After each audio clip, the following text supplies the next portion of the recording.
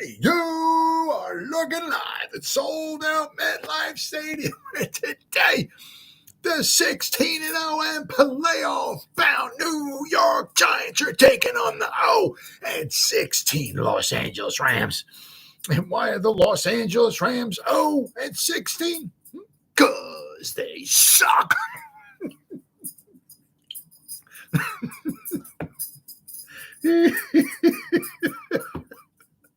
Man, it never gets old. Welcome to the Gridiron. Oh, time I don't feel like I moved the chair here for my buddy Rainey. Oh, I'm in Rainey. All right. Oh, I moved the chair for my buddy Rainey. All right, Rainey's here. Okay, we can continue. Rainey's here. Welcome to the Gridiron. Anybody out there at all that's going to spend a little bit of time with me here this evening, I greatly appreciate it. Or if anybody's going to spend any time watching the replay this, once again, thank you so much from the bottom of my heart. It means the world to me. Thank you. I'm going to try to go about 30 minutes here tonight. Shoot my mouth off for about 30 minutes. Anybody got anything to say, please feel free, fire away, throw it in the chat box. Usually try to check on the chat box like every 5 or 10 minutes or so. So as soon as I see something in there, I try to respond to it as fast as I can. So please feel free and fire away. But plus also, instead of me just rambling on for half an hour, 45 minutes, or whatever it might want to be, it's just nice to talk to another Giant fan. So please feel free and fire away. Before I get started, if anybody wants to help support my channel out, it would mean the absolute world to me. In the description box below, the very top link in the description box takes you to my membership page. I got 3 different membership levels. The first one's called the Saquon, second one's called the Lawrence Taylor, and the third membership level I got is called the Gridiron.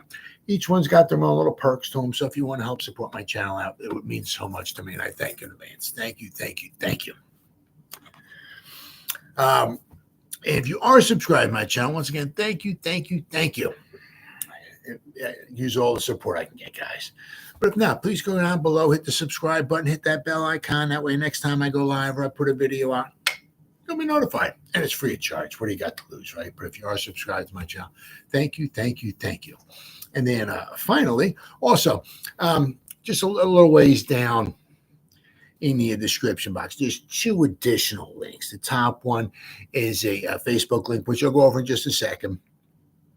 The one just below it is it's to me, I'm an old time fart. It's Twitter, right? It's always been Twitter. It's Twitter today. It'll be Twitter tomorrow. It'll be Twitter 3 million years from now, right? It's Twitter. I usually try to put some Twitter on my Twitter account, some Giants related information every day. All right. So if you follow me on Twitter, I will follow you back. That's an absolute promise. And then the link just above it, it's a Facebook link. It takes you to my Facebook group. It's called the New York Giants and Gridiron. It's a group. We have over 7,500 members in the group. It's doing just simply marvelous, might I add. Basically, if I'm alive and breathing and if I have internet access, I am putting Giants information in this group every day. And only do I put stuff in there, but between me and the members post stuff in there as well. So between me and the members is a ton of New York Giants information going in the group every day. It's called the New York Giants Gridiron. It's a group. Please join. You won't be dissatisfied. That's an absolute promise. All right, with that stuff said, done, out of the way with, I'll tell you what. The Giants, Injuries. Not doing too bad. Relatively healthy. Looking pretty good. They had a nice little laundry list of guys who did not participate and all that stuff and everything.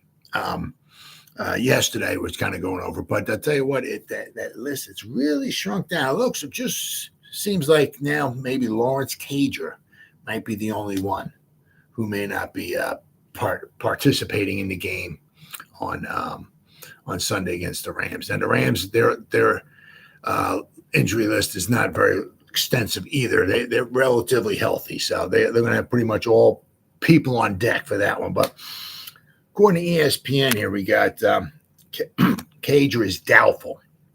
He has a groin. He's listed as doubtful ahead of Sunday's game against the Rams. So. But other than that, we have Deonte Banks and Wan'Dale Robinson. They're both questionable. Banks with his shoulder. He's listed as questionable ahead of the Sunday's game. He obviously injured that against the Eagles. Right? I mean, we can, really use him big time. Because between Puka Akuna and the Cupmeister, right? Their offense is, very well. I mean, Stafford, he's Wink said he's, the role he's on like right now, how he's been, the past, was it 5 games or 6 games or so? Wink said he's playing at like a Hall of Fame level right now. I mean, he's really, really, he's I think he's like the past 5 or 6 games, he's had like 15 touchdown passes and only 2 interceptions, doing really, really well. A lot of that also has to do with the fact their offensive line, okay, is doing a very good job of keeping him standing up because he's not the most mobile quarterback in the world. But, with going back just to Deonte Banks, we could really use him without question. And then Wan'Dale Robinson, he's questionable.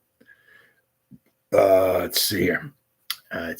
Robinson with a quadricep is listed as questionable for Sunday's game against the Rams. So we'll have to wait and see. But I mean, and of course, then we did put Evan Neal on injury reserve. And let's go over. They said the Rams, for the most part, seem like they're relatively healthy too. Once again, this is as per ESPN. All right. Let's see. They got Ernest Jones, their linebacker. He's questionable with an illness. So, then we have Jackson, their offensive tackle. All they got here is questionable. I don't see nothing. I don't see questionable with a hamstring, questionable with a calf, nothing. Just got questionable here. And then Trey Tomlinson, the cornerback, he's out. Okay. And the other is Puka Nacua. Right, he's questionable. I will miss Friday's practice with a hip injury and be listed as questionable for Sunday's game against the Giants. But Coach Sean McVay said that the wide receiver is still expected to play. Okay, so he's still expected to play, but he's got a little bit something with the hip going on there. Oh, Penei Sewell, what's going on there, buddy? But, if he's got a little problem with his hip, maybe he'll be 90%, maybe not 95. So we'll have to wait and see. I mean, because that 5th round pick, I mean, holy crap. I mean, it just goes to show you. I mean, obviously, that there's diamonds in the rough. This guy's just having an absolutely fantastic season for the Rams. It just goes to show you can find, good wide receiver, good players later on in the draft. And now, is that commonplace? No, of course not. But doesn't mean you have to take. Was it Jamar Chase? Was he a top 3 pick or what? I mean, you don't need. I mean, there are some good. I mean, well, also look, I did something about Darius Slayton, right? Now, to be fair, if Darren Waller was not injured for 5 games, whatever, quite possibly Waller would be leading the team in receptions. Slayton's not leading the team in receptions, but he is leading the team in yards. But if Waller did not miss all those 5 games, Waller probably would be leading the team in receptions and yards. But it is what it is. But Slayton needs, I think it's 98 more yards to get another 700 yards. And if that were the case, it's doable. It's doable. I mean, because, the Rams have a decent defense, nothing super unbelievable. And Tyrod, right? Tyrod looks down the field, right? He's not Danny. He's not Tommy DeVito. He's got the blinders on. He only looks like 5 or 10 yards down. You know what I mean? So, and then our last game against the Eagles, the Eagles are going to put up some points. We're not shutting them down. We're going to need to score some points. We're going to need to move the ball, right?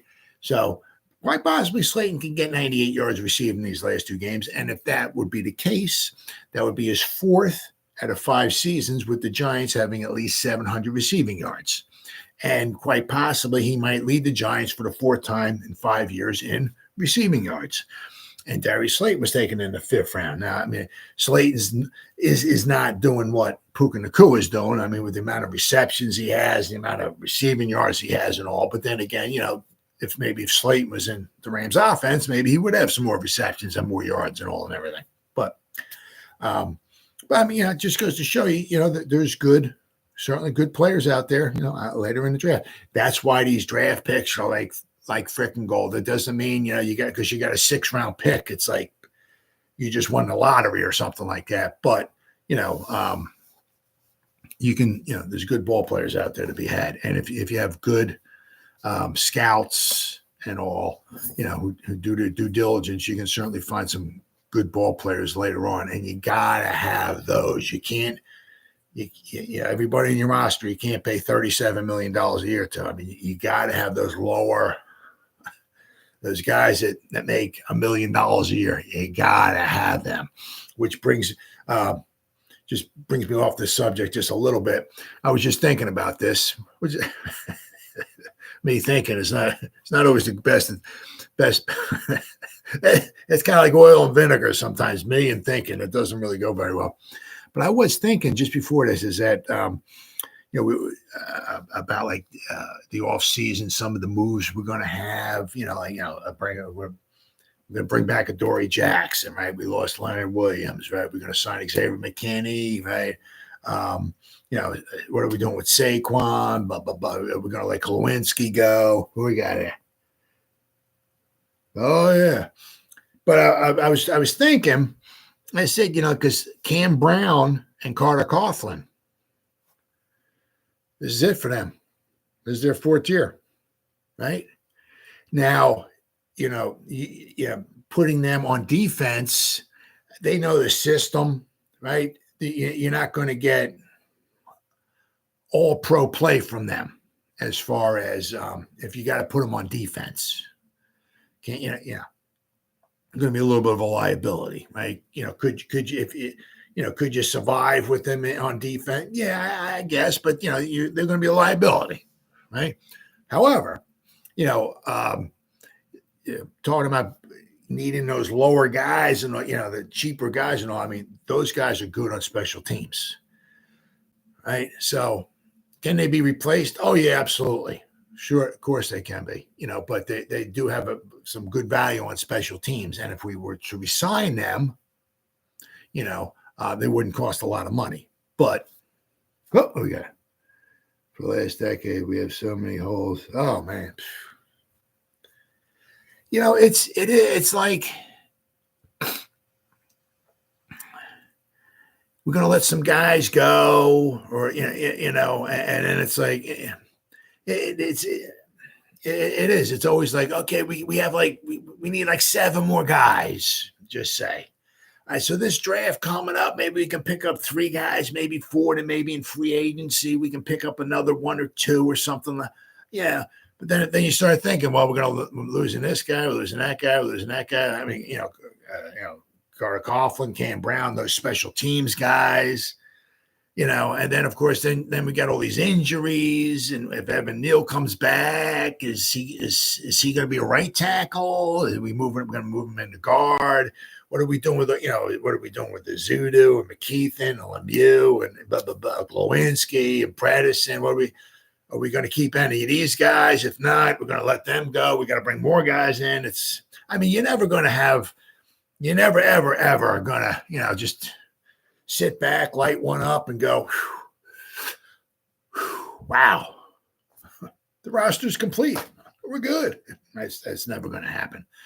But it's just like, seems like for every one we get, we lose like 2, or if we get, or if we lose 2 and we get 2, one of the 2 gets injured or something, or one of the 2 doesn't pan out, or one of the 2 turns into a Kenny Golladay or something like that. It's just, that's why, like with these picks, it's so important. I mean, whatever picks we got, we really need to. I mean, all the guys. I mean, pretty much all the guys that Shane. What we got? What's your opinion on the quarterbacks? Oh, man. Actually, it's funny because they were talking about that on Big Blue Kickoff Live. Paul Dottino was talking about that today. Somebody came in and asked them about what they think they should do. And Paul Dottino was kind of like, he's like, I don't even think even the Giants know what they're going to do right now. You know what I mean? They have to address it, but there's so many different ways they can go about doing it. They could probably maybe think about bringing Tyrod Taylor back, right? They can draft somebody in the second or third round, maybe try to develop them. If they got a top 5 pick, if they like one of those quarterbacks, bam, take one of those guys. You can maybe bring somebody else in, like with the Browns, they're bringing Joe Flacco. I mean, there's a lot of ways you can, a lot of ways you can go about doing it. I mean, some of it's also going to be, hopefully by the time the draft or whatever comes or gets closer, or in the next couple of months before maybe free agency starts happening and all and everything, maybe they'll have a little better, feeling for Daniel when Daniel Jones might be ready, might be back and all of that. Because I mean, some of that's his health, his neck, his knee, and all of that. When's he going to be ready? They do have an out. They need to have him for at least one more season. They can get out after next season, right? So they could let him go after 2024 if they want to, but it's going to about $20 million in dead cap space, but they still could get out if they wanted to after 2 seasons with him. I don't know. See, and also Paul Dottino also brought this up too he's talking about Phil Simms, because Phil Simms got drafted in 1979. He was the Giants' first round pick. 1979. Of course, the Giants could have drafted Joe Montana, but why would we want Joe Montana?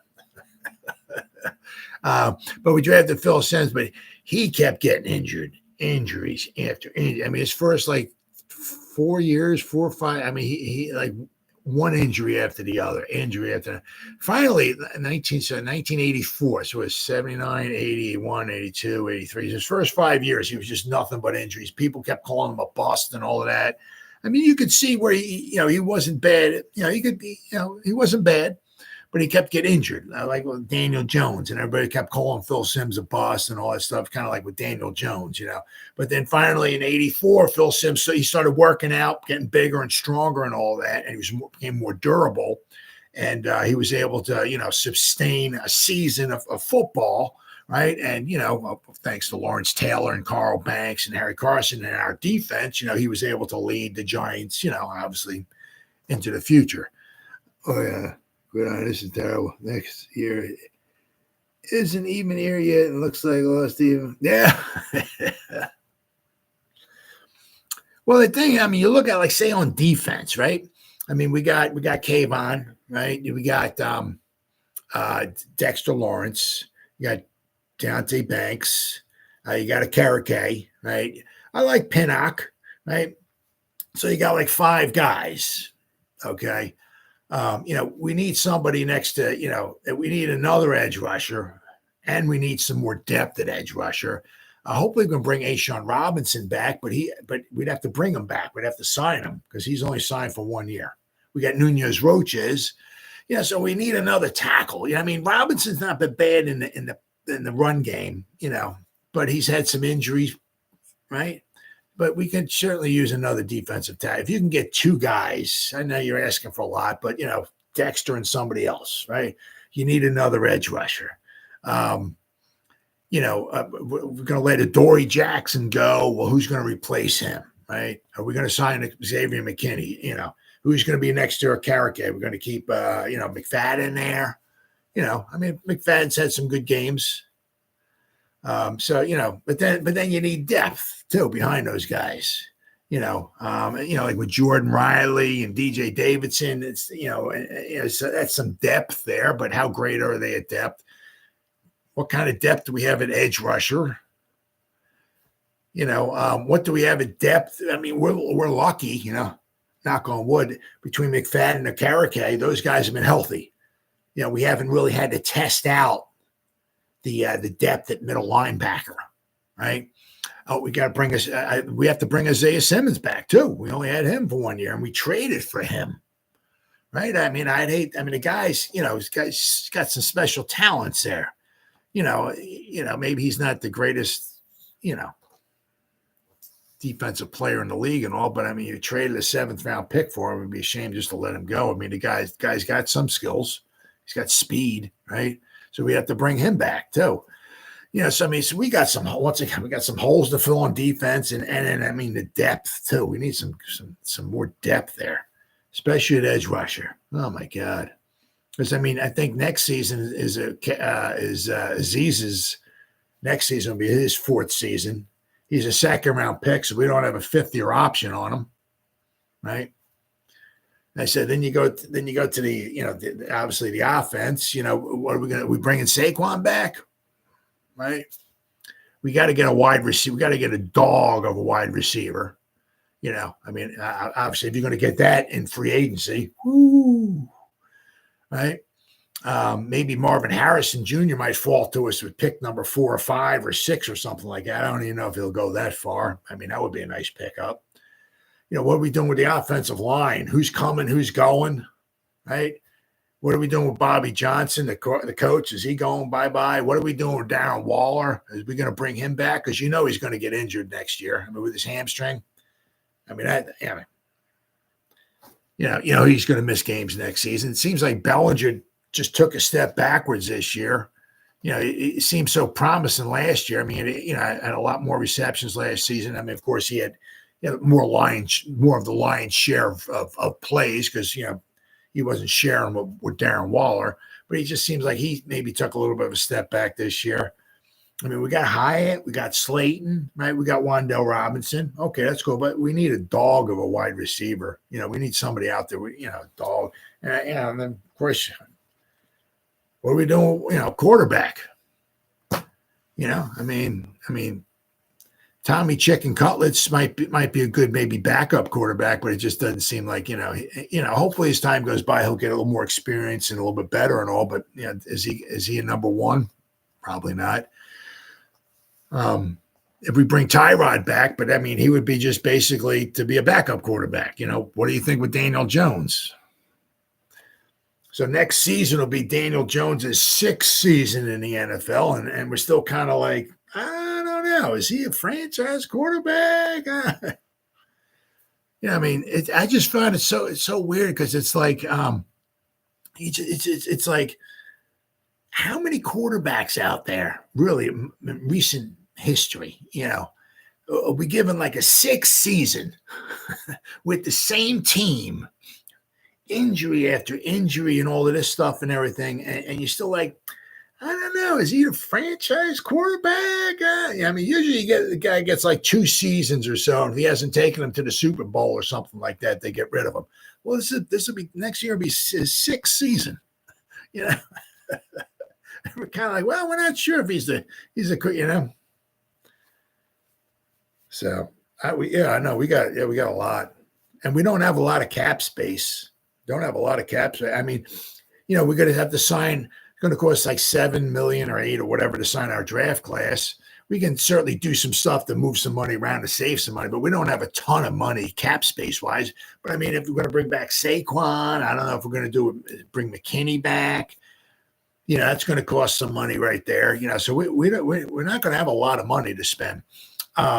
In 2024, right? 2025, we'll have some money. We'll have some money to spend in 2025. Yeah. I mean, if you look at Spot Track or over to, Spot Track, and we have like over $100 million to spend. So we'll have some money to spend then. With Shane and Dable, I mean, with the picks they've had, almost all of them are on the team still, which is good. So they're getting, those guys are getting experience and all, but is it I mean, it's depth. Is it good, really good quality depth? I mean, at least whoever we're drafting, we're putting them on the team, which is good. And we're young, too. We're like the 2nd youngest team in the league. So that, that's good. But, we have, it's I don't even know how excited to get about next season. I mean, the only thing that would really excite the heck out of me is like maybe if we drafted one of these quarterbacks. Because then even when we stink next season, it's like, we got this quarterback. You know what I'm saying? But, I mean, other than that, I don't know. you know, how excited to be about next season. I mean, because we have a good draft. Okay, I'll get you get you excited about some things. Because I think we're supposed to have like 5 of the top 105 picks or so, somewhere around there. So that's pretty good. But we're going to be losing a lot of guys, right? So we're going to be losing some guys. We're going to draft some guys to replace some of those guys, but then we still need depth and all. So it's very frustrating, very, very frustrating. All right. So the Rams, they're relatively healthy. The Giants are relatively healthy. So at least we can't. So the Giants wind up losing. We can't blame it on injuries for the most part. Then, of course, you got Evan Neal here. Had a fracture in his left ankle as questions loom about his Giants' future. Evan Neal's rehab from a sprained ankle wasn't going according to plan, and now we all know why. A CT scan revealed that Neal fractured a small bone in his left ankle, a source confirmed to the Post, and that was the impetus for shutting down the former first-round draft pick by placing him on injured reserve.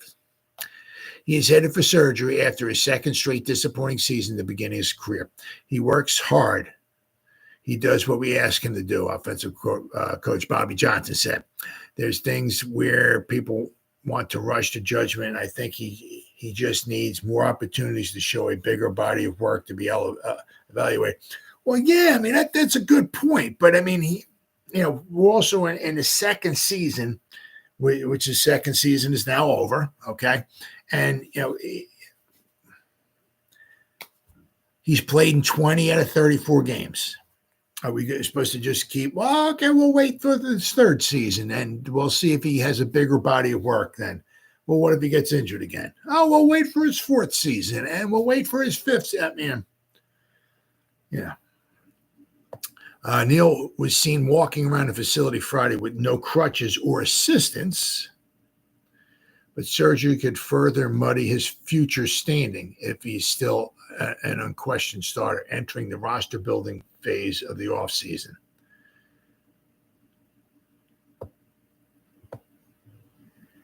Any personal stuff we evaluate after the season, Coach Johnson said.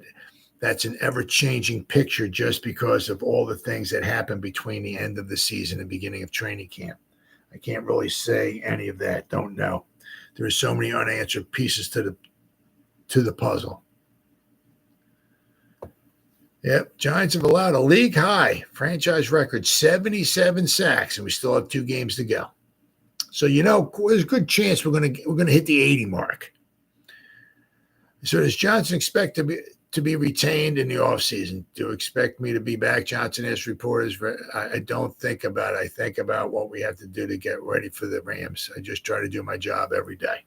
So Johnson said his conversations with head coach Brian Daboll and general manager are about playing the next game. Yep, as well as they should. Absolutely. But I mean, it's gonna, this is gonna, further question, Evan Neal. 2 seasons, 2 injury-plagued seasons. Can he stay healthy for a season? Can he ever stay healthy for a season? Can he stay healthy for a season, and can he get better? That's something they gotta. As I said, I mean, it would be a shame. Once again, we have so many holes. But I was also saying it would be a shame if the Giants were picking 5th or 6th or whatever, and you got one of those 2 tackles, the one guy from Penn State and Alt from Notre Dame, one of those 2 tackles were there. Because then, John Michael Schmidt's got to get stronger, right? He's tough, right? Smart, and every time, just more and more experience is only going to help him all, but he's not the biggest guy in the world, right? So he's going to need to get stronger. And as the years go by, he'll get a little stronger and stronger, and he'll get better and better. Will he ever be like an all-pro center or nothing like that? But is he a center we can probably roll with for the next whatever? So many years? Yeah, I certainly think so. But I said he's definitely got to get stronger.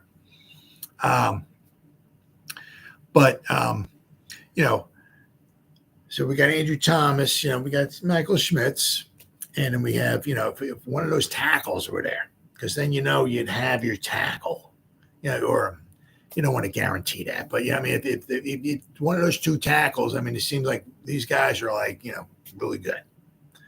You could probably put them, and then you'd have your two tackles, right? Maybe they move Neal to guard, so then maybe you got a guard, you got two tackles, and you got your center. So then you just maybe one guy away on the offensive line. Of course, you're going to need an offensive line coach who can maybe get the best out of them. And I'm not overly impressed with what Bobby Johnson's done. What the Rams have done. The Rams last season with the Rams, I was listening. They gave up, I think it was over 70 sacks last season. I think it was, if I'm not mistaken. And you look at their offensive line. Just is not chock full of first rounders, right? What they've been able to do, all right, I think they've given up 29 sacks so far this season. They got 2 games to go. So just say they give up 35 sacks. I'll take that. The Rams. They gave up, I forgot what it was, 70-something sacks they gave up there. If they weren't the worst, they were one of the top 2 or 3 worst teams last season as far as giving up sacks. They gave up over 70 sacks last season, the Rams. This season, right as of right now, with 2 games left to go, they've given up, I think, 29.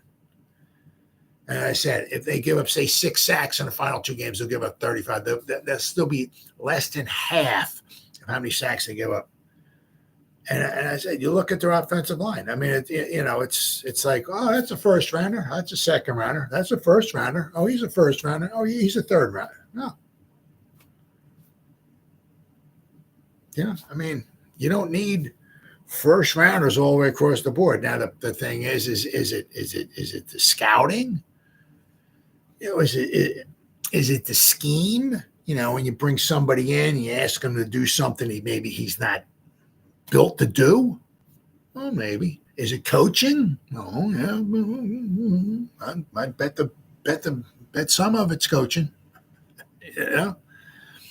I said, you look at the Eagles' offensive line, right? Lane Johnson was picked 2 or 3 in the draft, 2013. Was it 2013, 2012, 2013, something like that. He was a high pick. I think he was picked even higher than Andrew Thomas was. And then you got Dickerson, I think, is like a second-round pick. But then, like, Kelsey's like a 5th round, 6th round pick. He's a Hall of Famer. You look at these other guys, I think a 6th round pick, another 4th round pick or something like that. They got 1 first-round pick. They got a 2nd-round pick. Giants got a 1st-round pick. Andrew Thomas got a 2nd-round pick. John Michael Schmitz. And we're the worst team and worst offensive line in football. The Eagles have a 1st rounder in Johnson. They got a 2nd rounder, and everybody else is a 5th or 6th or whatever like that. And they're the best. They're the best in football. And our reasoning or mine, and a lot of people out there, let's just start drafting early. Get nothing but 1st rounders.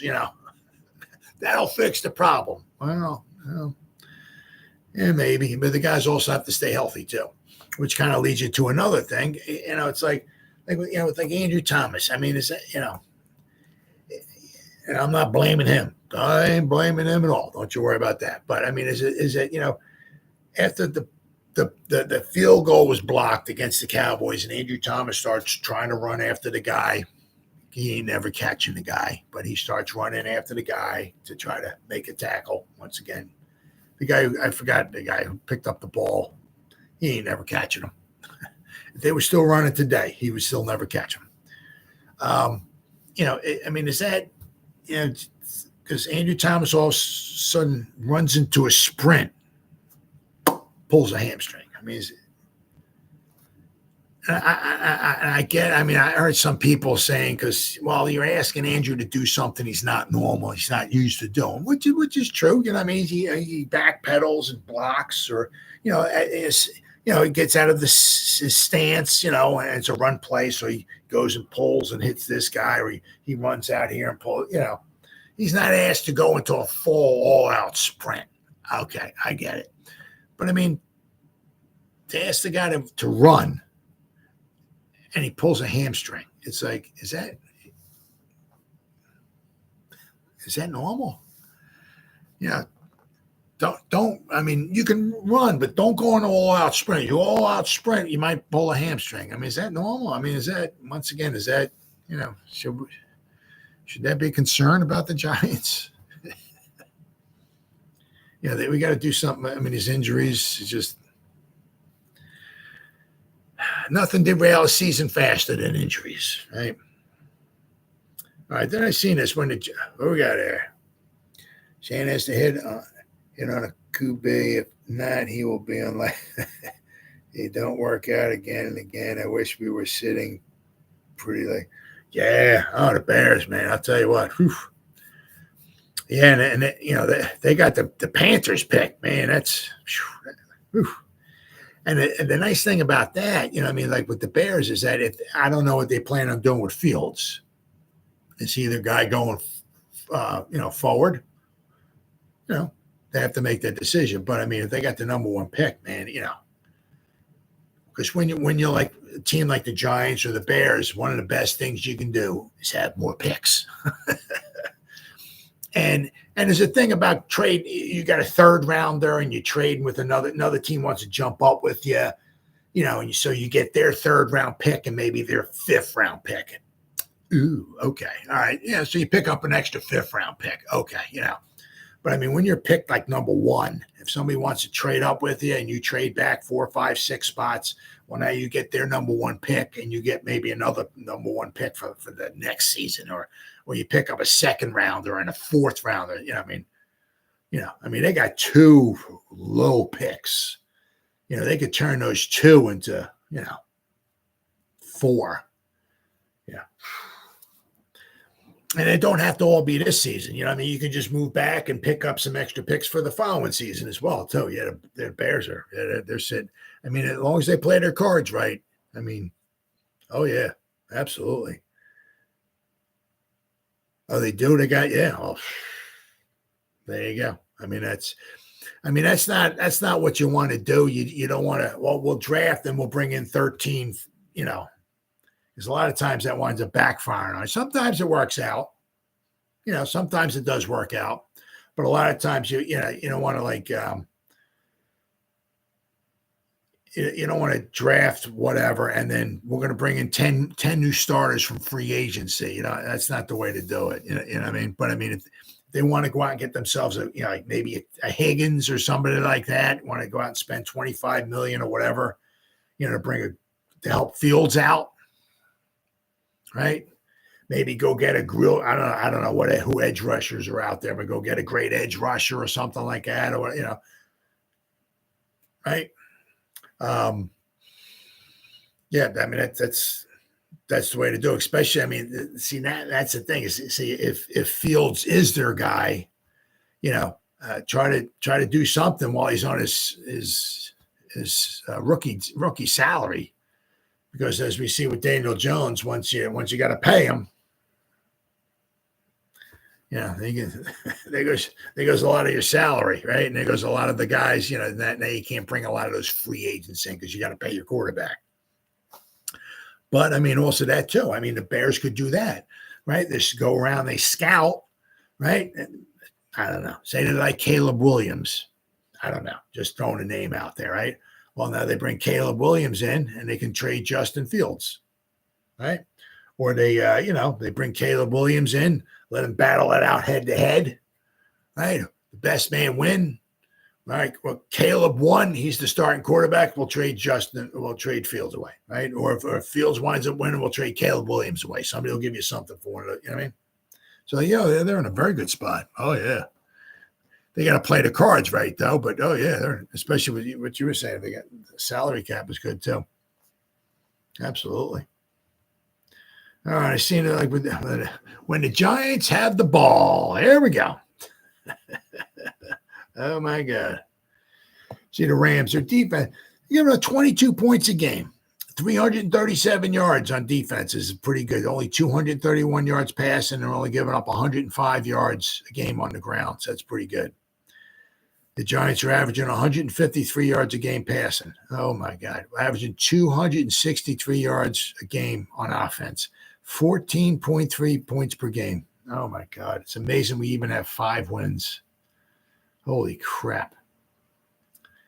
It says, attack their coverage. This is from Big Blue View. Who is this here? Who did this here? Rivka Board. Pro Football Focus ranks the Rams coverage unit as the second to worst in the NFL with a 50.9 overall grade, even though their pass defense ranks 21st. The Rams' individual coverage defenders leave even more to be desired. If the Giants are going to score points, they'll need to take advantage of that. So Tyrod would be the guy for that. That is for sure. Among 78 qualified cornerbacks with a minimum of 350 coverage snaps, the Rams' top 3 corners rank 54th, 55th, and 67th in coverage grade. Kendrick and Witherspoon have both allowed 4 touchdowns. So, I mean, if we're going to attack them, let's go through the air. Even though Witherspoon ranks 5th with 10 pass breakups, his forced incompletion rate ranks 24th at 15%, showing that he struggles on passes that he doesn't break up. He also has a 21% missed tackle rate in the passing game. So, you can get some yak yardage on him.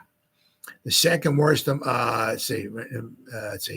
is the second worst among corners, his missed tackle rate in the passing game, 21%. Wow. Showing that he can be had for yak in addition to allowing receptions. Kendrick, meanwhile, has been called for 11 penalties, tied for the 3rd most amongst cornerbacks. The Rams safeties hardly fare better. Jordan Fuller's 60.5 PFF overall coverage grade ranks 44th out of 65 safeties. Russ Yeast as 53.9 ranks 56th. So, I mean, their secondary is not super spectacular. Yeast's 15.5 yards per reception allowed is the 10th most among safeties, and Fuller's 13.8 is 17th most. Yeast's mark is particularly stark when considering that he has just an 8.7 yard average depth of target.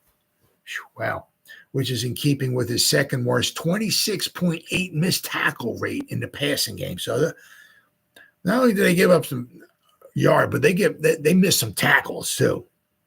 So, I mean, I'm not so sure how, we try to pound Saquon. It might be more like trying to, hit him in the air, right?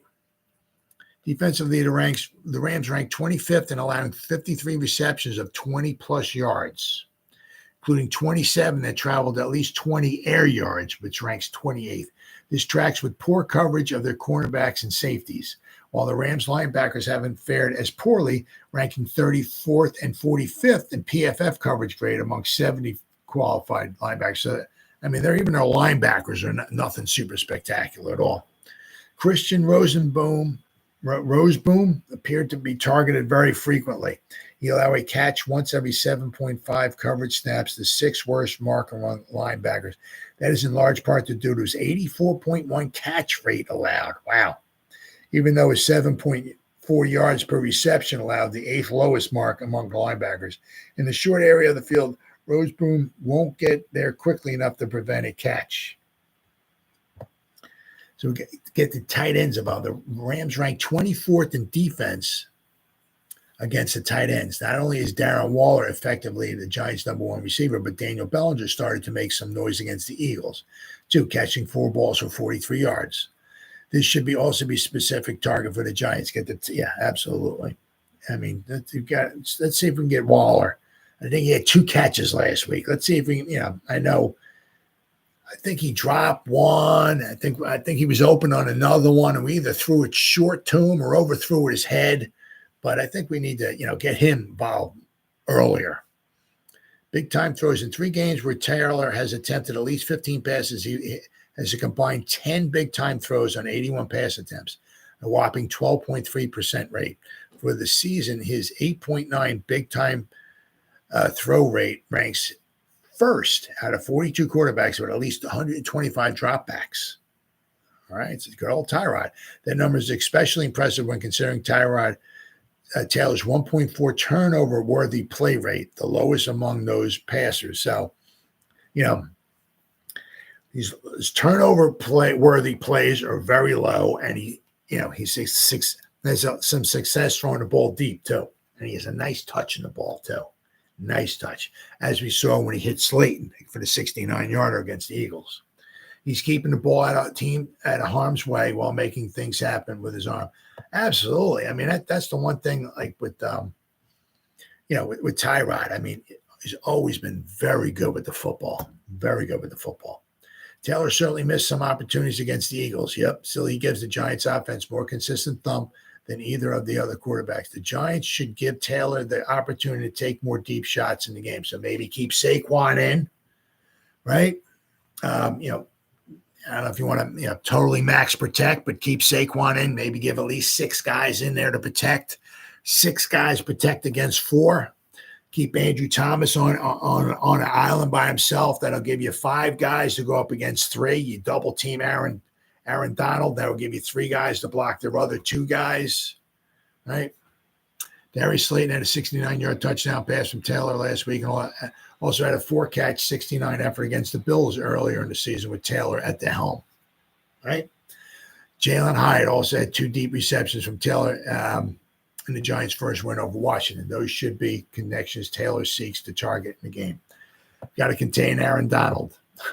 This is easier said than done, but the Giants need to find a way not to let Donald wreck the game. The 32-year-old has put forth a vintage pass rush performance this season, leading all interior defensive line with 78 pressures and a 22.5 pass rush win rate, ranking second to Dexter Lawrence with a 91.3 pass rush grade. The Giants found a way to keep Jalen Carter off the board last week, albeit on only 14 pass rush snaps. Fletcher Cox made some noise, but was ultimately limited to 2 pressures on 28 pass rush snaps. Though all 3 of Justin Pugh's pass blocking grades were very subpar. Justin Pugh, Michael Schmitz, and Ben Bredesen posted subpar PFF pass blocking grades. They nevertheless managed to contain the interior defensive line. Yeah, they only gave up the 1 sack. Donald is in a whole different animal, though. Teams across the league have routinely doubled and even triple teamed him. It's hard to give any answers against one of the best defensive players of all time. Absolutely. On the plus side, the Rams don't blitz much. This means the Giants will have more resources to devote to blocking Donald. It could very well, it may not matter much though either. But I mean, I said if they keep the back in, right?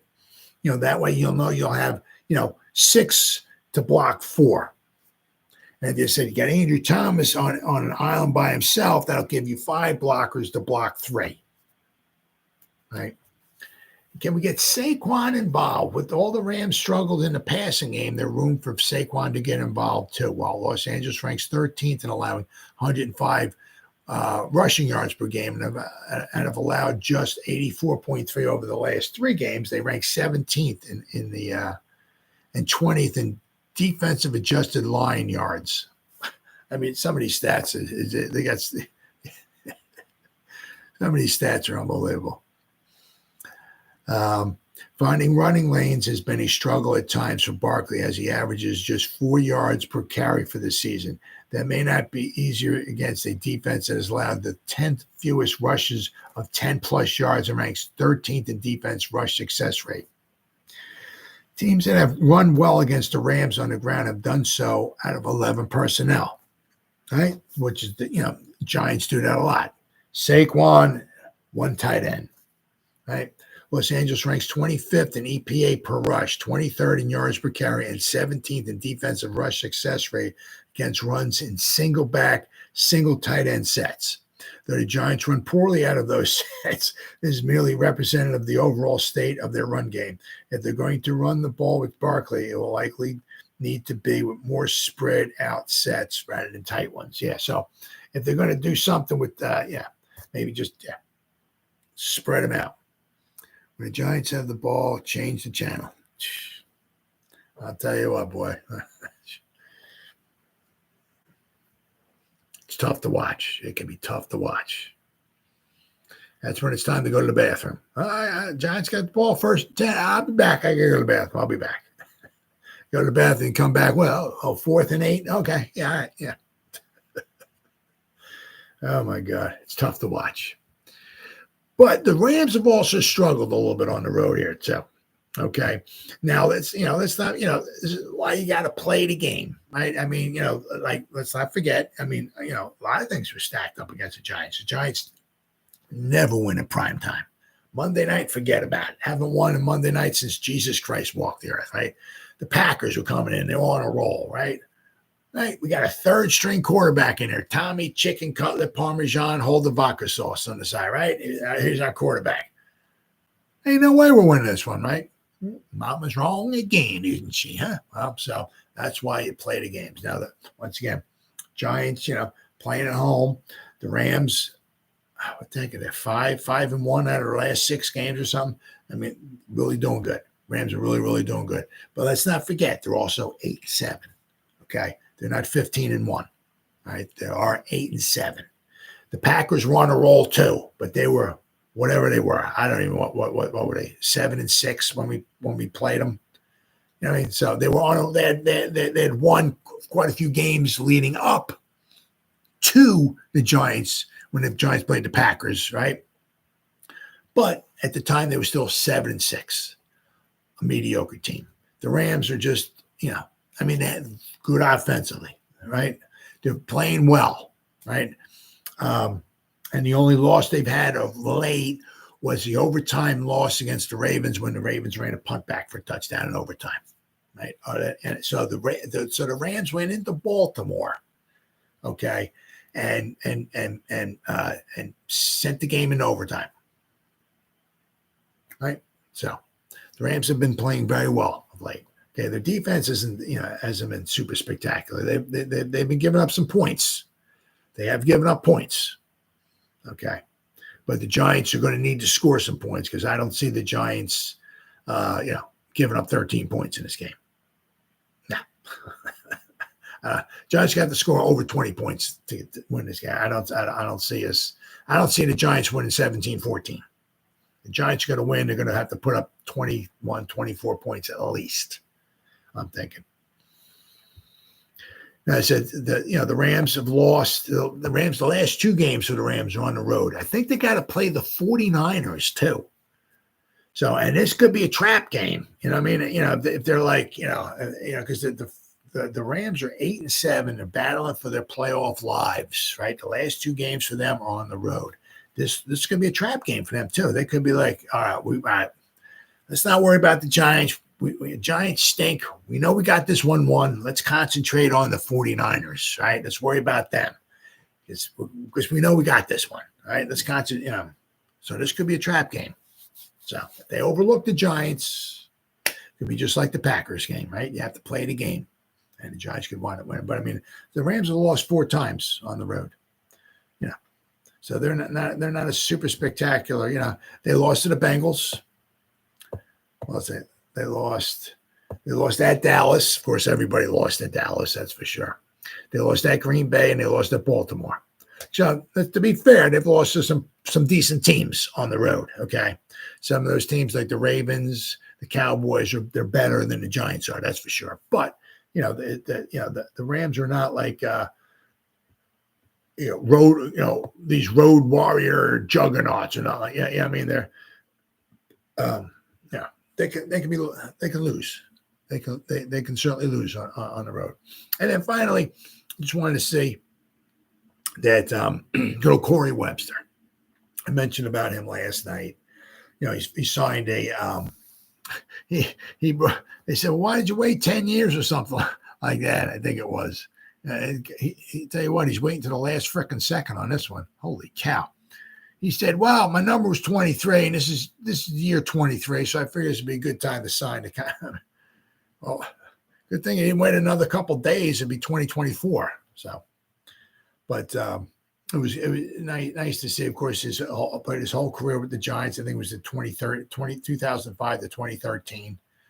His whole career was with the Giants. He was so happy, and he now, He never officially retired. He never officially said he was going to retire or something like that. But he did sign a 1 year, one day contract to retire with the Giants. Of course, he's got himself 2 Super Bowl rings. And of course, let's not forget that interception he had in overtime against Brett Favre Nugan, right? In the 2007 NFC Championship game. I mean, to be fair to Brett Favre, it was not a super. He didn't throw the ball on a dime. It took a little while to get out there. Had a little bit of a hump to it, But Corey was in the right place at the right time. He made the reception. Of course, it was like 500 degrees below zero. Not an easy catch. It doesn't matter if they hand the ball to you; it's still not easy to catch the ball. So the ball went right to him. He made the catch.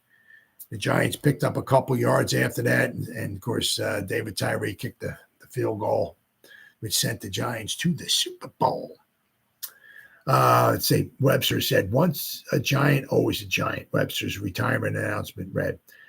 The now retired Webster agreed with this sentiment and said his heart was always with the Giants. As he walks away, he's glad he is doing so with New York, via team reporter Matt Clark. I never wanted to play anywhere else, Webster said. Webster was drafted in the second round of the 2005 NFL draft by the Giants. And that draft, I'll tell you what, we only had 4 picks in that draft, but Brandon Jacobs, Justin Pugh, and Corey Webster, 3 out of those 4 guys. Those 3 guys will all have 2 Super Bowl rings. Those 3 guys, absolutely huge to the success of the New York Giants. While he struggled initially, yes, he did, as a rookie, the cornerback came alive in the postseason. He sent the Giants to the Super Bowl after intercepting that what became Brett Favre's final pass as a member of the Green Bay Packers, because after that, he left in 2008. He was no longer with the Green Bay Packers. Once in the Super Bowl, Webster deflected a key pass from Tom Brady to Randy Moss that helped secure a New York Giants victory. With a 17-14 win, the G-Men not only won the Super Bowl, but ended the New England Patriots' undefeated season. You got that right, brother. In 2011, the Giants once again found themselves facing off against the Patriots in the Super Bowl. Webster played a huge role in getting them there, as he racked up a career-high 6 interceptions to go along with 17 passes defensed. Excellent season. Just like in 2008, New York came out on top over New England, winning 21-17. Corey Webster appeared in 121 games over his 9-year career with the Giants. He made 375 tackles, 97 passes defense, and he had 20 interceptions. With his stats and Super Bowl titles, Webster certainly left his mark in Giants history. Yes, he did. That was, fantastic, absolutely fantastic pick for the New York Giants. I'm just so happy that he got a chance to retire. And it's like with Prince Amuka Moore a couple of months ago. I can't forget exactly what it was, but he signed a contract to retire as a Giant. The Giants certainly. I mentioned this, I think, in my video last night, or I didn't do the video last night, 2 nights ago. They should be picking the phone up and talking to JPP, because he was with the Dolphins. They let him go, so maybe his playing career might be kind of coming to an end, or But Shane should be picking the phone up and talking to him. Hey, JPP, if you ever want to retire, just let us know. Come on in. We'd love to have you retire as a New York Football Giant. Right? He had a wonderful career. He's got himself 2 Super Bowl rings. He was an absolute freak in nature. What a phenomenal player, athlete, and everything he was. So it'd be nice to see if JPP winds up signing a 1-day contract to retire as a Giants too. But Corey Webster, great pick, 2nd round pick in the 2005 draft. Great pick. So happy we drafted him, and he's got himself 2 Super Bowl rings, and now he's officially retired as a New York Football Giant. Well, guys, it's been 58, almost 59 minutes. Vinny G-Man, good talking to you as always, brother. Thank you so much. Or everybody spent any time listening to me live, thank you. If anybody spends any time watching the replays, once again, thank you so much for bottom of my heart. It means the world to me. It really does. Thank you. And as always, you guys stay safe out there and go Giants. Woo! Oh, yeah.